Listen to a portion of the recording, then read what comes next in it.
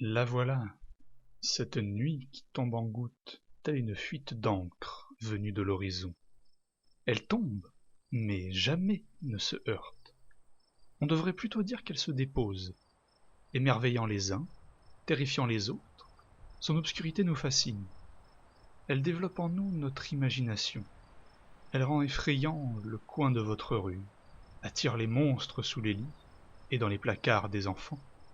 Mais elle apporte aussi le repos, l'heure du sommeil, l'heure du secret, l'heure de l'intimité, l'heure à laquelle s'éveille Morphée et son marchand de sable. Dans cette noirceur naissent nos rêves, nos cauchemars, nos détresses, nos amours, nos peines, nos souvenirs, nos espoirs, nos échecs. Mais la nuit n'est-elle faite que de recoins sombres? Il suffit de lever les yeux au ciel. Tiens, en voilà une, un point scintillant dans le ciel. Oh, une autre apparaît, et là encore une. Plus je regarde et plus j'en aperçois. La voûte céleste entière brille de votre présence. Celui qui trouve le ciel nocturne d'une infinie noirceur ne peut être qu'un fou ou un aveugle, car, par milliers, vous brillez au-dessus de nos têtes, que l'on se trouve chez soi ou à l'autre bout du monde, vous brillez pour chacun. Mais vous ne nous suffisiez pas, alors nous avons su modifier la nuit, nous avons su maîtriser la lumière, afin d'éclairer nos frayeurs en même temps que nos rues. Mais en échange, nous vous avons perdu de vue. Combien de kilomètres faut-il faire? Dans quelle région reculée faut-il aller afin de pouvoir espérer vous apercevoir? Dans les plus reculées des campagnes? Au sommet des montagnes? Au milieu des océans? Au moins quelques poissons ont la chance de vous admirer, ça doit leur changer des étoiles de mer. Mais imaginons que soudain l'on puisse toutes vous admirer, car après tout c'est bien la nuit que l'on peut imaginer, et c'est aussi bien de nuit que l'on peut vous contempler. Ah, étoiles, que de merveilleuses petites perles de lumière. Lointaines, inaccessibles, elles nous semblent pourtant si proches. Votre éclat, vous l'avez fait voyager durant tant d'années que pour certaines d'entre vous, vous voir signifie contempler la naissance du monde. Pour les plus proches, votre lumière a tout de même mis des années à nous parvenir. En vous voyant, je ne peux m'empêcher de me demander que faisais-je il y a 4 ans, 6 ans, 15 ans, lorsque vous avez émis cette étincelle que j'admire à présent. Et lorsque je scrute le ciel, est-ce que je sais à quoi correspondent ces étincelles? Nous disons étoile, mais est-ce une étoile lointaine que j'observe? Ou une planète pas si lointaine? Ou encore une galaxie, une nébuleuse sortie des tréfonds du temps et de l'espace? Vous en êtes des mystères. Elle part la sombre voûte céleste de leur multitude, la faisant scintiller, brillante de vie. Il est sûr que sans cette féerie immortelle, notre ciel nocturne ne serait que d'une austère noirceur. Sans vous, aurions-nous su notre place dans l'univers? Sans vous, aurions-nous pu naviguer et poser pied sur de nouvelles terres? Sans vous, de quelle découverte serions-nous privés? À moins que les nuages ne les masquent à nos regards, elles sont toujours là, dessinant au-dessus de nos têtes des images, des points à relier que nous n'avons pas tardé à nommer, des constellations. Grand ours, petit ours, Orion, Andromède, Hercule, Orphée, Pégase, et tant d'autres, une infinité de noms pour une infinité d'astres.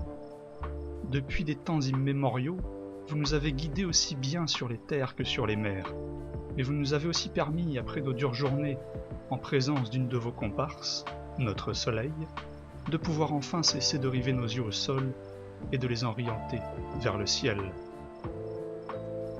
Levez les yeux au ciel en nous demandant quelle est notre place, notre but. Nous obtenons parfois de brèves réponses. Un éclat de lucidité nous permet parfois de comprendre. Après tout, toutes les réponses sont gravées là, dans le ciel, écrites en notes de lumière. Mais vos mystères, vous savez les garder.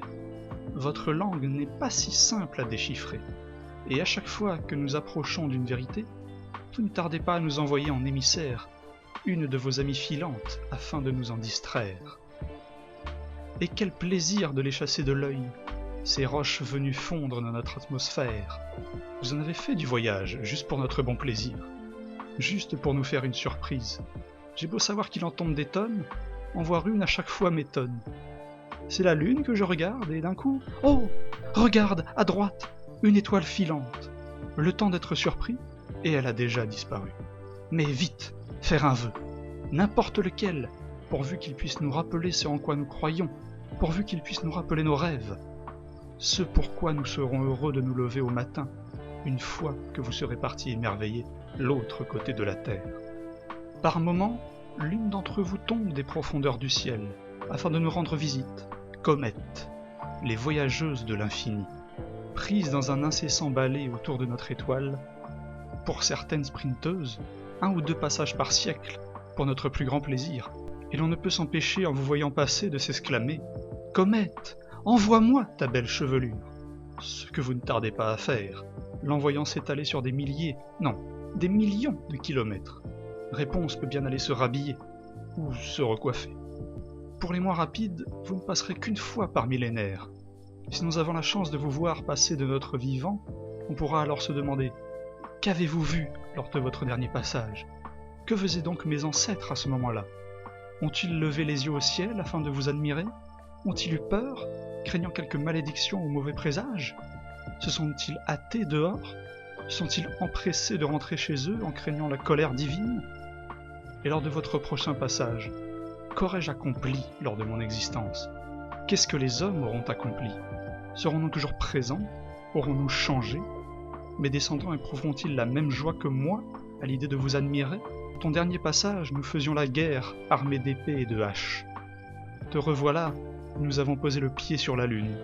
Cela doit te paraître bien dérisoire, toi qui parcours des milliers de kilomètres et observes des dizaines, des centaines d'autres mondes. Mais, peu importe les distances, je suis sûr que toi aussi, comète, tu apprécies ton passage au-dessus de nos têtes. Revoyant pour la première fois depuis tant d'années un peu de vie s'agiter sous ta chevelure argentée.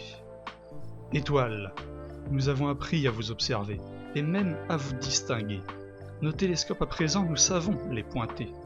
Étoiles, comètes, nébuleuses, planètes, galaxies, vous êtes, en plus d'être les témoins de l'infini, un rappel qu'il y a souvent bien plus à voir que ce que nos yeux nous rapportent. En vous sachant si nombreuses, si colorées, si différentes et si changeantes, il serait, je le répète, complètement fou de représenter le ciel d'un noir d'encre. Grâce à vous, nous avons appris à mieux regarder, à croire en l'inconcevable, à remettre en doute nos certitudes et à y voir plus clair dans nos incertitudes, et surtout à réaliser que notre place n'est pas aussi grande que l'on pourrait l'imaginer, mais pas sans valeur pour autant.